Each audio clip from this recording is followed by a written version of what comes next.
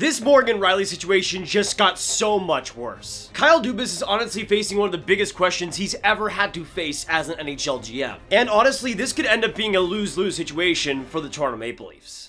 Hello guys, welcome back. My name is Nathan, and today we are going to be talking about a sticky situation between Morgan Rielly and the Toronto Maple Leafs, and a situation that with 1 year left on Rielly's contract doesn't seem like it's going to end too nicely. But Luke Fox of Sportsnet put out a fascinating article recently detailing what we can expect with the Morgan Rielly extension talks, and if we will see an extension at all, potentially a trade, or even a potential move away from the Toronto Maple Leafs. But when it comes to Morgan Rielly, what are the latest trade rumors and news surrounding him? Could we see an actual extension, or will he end up walking in free agency in 2022? Watch till the end for all the news and all of the updates, and make sure you hit that subscribe button if you are new. 60% of people that are watching are not subscribed. If you like hockey, this channel is the place to be. Now, heading into this next season, I think Morgan Rielly is one of the most interesting players right now in the NHL. With 1 year left on his $5 million deal, at this current time, he's one of the most underpaid defensemen out there, and the past few years would show that exact same thing. His best season started really in 2018, where he got 52 points in 76 games played. Then, in my opinion, his best season in 2019, where he got 72 points in 82 games played.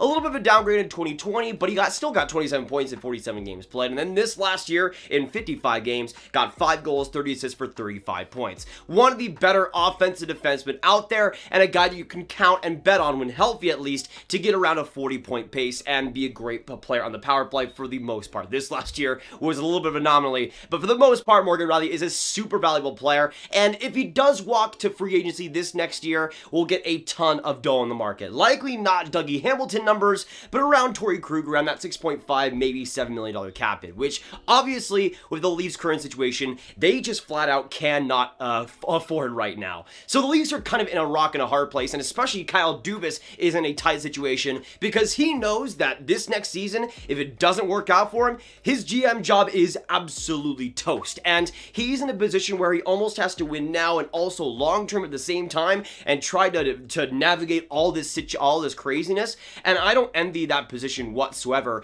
but still, if I was the Leafs and I was looking at a long-term view, which is what you should do anyways, especially with a core that is still this young, I would end up trading Morgan Rielly as soon as possible, which the best position to do that would have been this last draft. Obviously, that ship has sailed, and it seems like the Leafs, especially according to Luke Fox, have also planted their position pretty solidly. Now, Luke Fox has a bunch of great quotes in this article, but one of the first ones is just absolutely striking. He basically just lists the UFAs the Leafs have let walk that they haven't gotten anything back for. Tyler Bozak, James Van Riemsdyk, Jake Gardiner, Tyson Barrie, Zach Hyman, Freddie Anderson, Morgan Rielly, ? And those are a bunch of super valuable players that the Leafs just let go in free agency, rode their last year out, and tried to get playoff success just to get nothing back in return. That's a lot of value that could have been had. I mean, just imagine if the Leafs traded James Van Riemsdyk when he was on that 40-goal pace in the trade deadline. Just imagine if they did that when they already knew they weren't going to do anything in the playoffs. Imagine what they could have gotten back. They could have gotten a first-round pick, maybe more on top of that, and could have gotten a fantastic haul. Instead, they didn't. They lost in the first round and then let him go away. To me, that was a really certain situation with the Leafs that they knew wasn't going to work out, and they still chose the losing route. And to me, that's one of the biggest weaknesses with this Leafs team. And Luke Fox also goes on to say this: the go for it mindset of the Leafs' current administration loves itself an own rental, letting important players skate out the final year of their contracts with neither extension nor trade. So that's a great summarization, basically saying that, again, the Leafs just like to have their 1 year guys right out, go into free agency, not have an extension, not have a trade, no nothing, and just have them go into free agency right after the last year. And that's been a consistent trend throughout this Leafs team, and we've seen time and time again, playoff year after playoff year, how that's had pretty much no results whatsoever. Now, Luke Fox makes a bunch of great points in this article, but one of the main things he does touch on is that Dougie Hamilton, Tyler Myers, and Morgan Rielly all have these same agents. And if you know what happened with Dougie Hamilton, and if you know what happened with Tyler Myers especially, you would know that both of those guys got extremely paid in free agency, and in some cases, Tyler Myers got more than they were worth. When it comes to Morgan Rielly, that's likely to happen again, and especially if he does go to free agency, which, considering what happened with Tyler Myers and Dougie Hamilton is likely to be the case. It seems like he'll get a big, maybe overpayment, but it'll be a payment that the Leafs simply put cannot afford. And again, we go back to the situation where the Leafs will once again most likely have another free agent that they could have gotten big assets for, leaving in free agency for absolutely nothing. Now, it is a much different situation than a James Van Riemsdyk. Obviously, the Leafs are trying to contend, and I get it from the standpoint of Kyle Dubas, where he wants to keep these guys for this year, because when it comes to Kyle Dubas' job, it would be absolute toast if they didn't win in the first round this next season. But at the same time, if Kyle Dubas was looking in the long-term view right from the very start, this likely wouldn't have been as big of a problem. If he was looking more long-term back in 2017 or 2018 with big guys like Tyler Bozak and James Van Riemsdyk, they might have already had a Morgan Rielly replacement completely ready by this time. Now, obviously, Rasmus Sandin is a potential option, but he's not going to be a complete replacement, even if it does happen this next year or in 2 years. It's just not going to be quite up to that level yet. I think Sandin could get there, but he's going to need some time. But the Leafs, if they were looking in this long-term view, could have had at least somebody there potentially in that spot. And that's what I'm kind of getting at here, is that for the Leafs at least, if they were looking in a more long-term view, it definitely would have helped. Instead of having all these guys go for nothing, the Leafs could have had some major assets and some much younger pieces that would have been a lot more cost-effective for this next year, and could have easily let Morgan Rielly walk without another look. But now they're going to let Morgan Rielly look, try to go for it this next year, and not really have any other backup plan, which I think is a big problem with this Leafs team in 2022 especially. I'm not sure this situation would frustrate me as much as it would otherwise if the Leafs didn't just win a playoff series at all during these last few seasons. Like, let's say they lost in the second round last year. Let's just say they got past Montreal and they lost versus the Winnipeg Jets. Let's just give that a second. If that happened, I think the situation would be a lot less of a blow, because at least they accomplished something. But now they are trying to go all in on this next season without even having any sliver of playoff success in the past.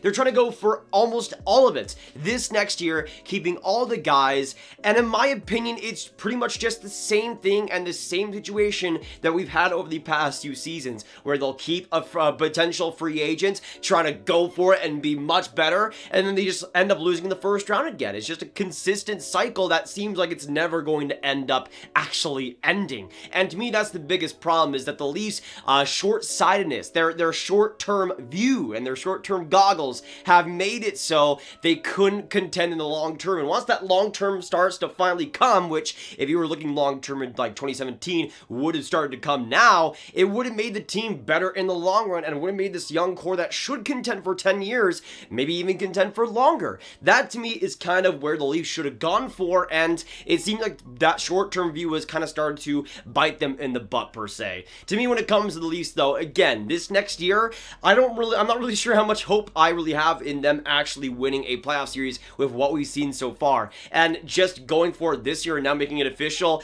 doesn't mean that the other years weren't going for it. You obviously were going for it, otherwise you wouldn't have traded for Nick Foligno on it for a terrible overpay. So in my opinion, it's just another situation where the Leafs are treading the same waters. They're doing the same thing over and over again, and they're going to lose in the first round this next year. I'm pretty convinced of it. They're going to let Morgan Rielly go for nothing, and they could have gone to first and a great prospect back for him probably, but instead he's going to go to a different team in free agency because no way they could end up affording him.